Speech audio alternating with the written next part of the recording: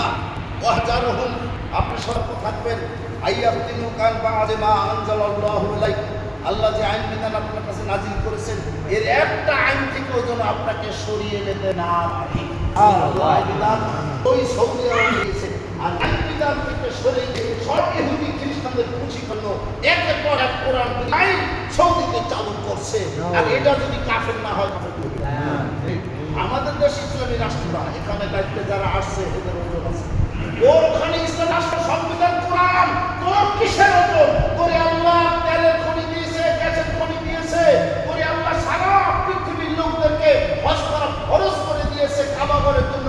সেই কাবা ঘরে মানে খাদেম আল্লাহ তোরে বানাইছে, তোর কিসের ওজন? আমারও তো বাড়ি বানাইছে। কোন জেলা বাংলাদেশে নাই যে জেলায় আমার বাড়ি বানাইছে? আমি তো জানি।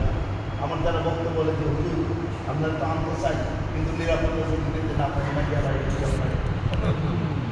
এই তো বাংলাদেশের সব জেলার অবস্থা। আমার নিজের জেলায় তোমার মেঘে লাগছে, নিজের জেলায় শুধু না নিজের গ্রামেই আমার মেঘে লাগছে। আমরা তো যাই যাচ্ছি, ওরা যদি আমার সাথে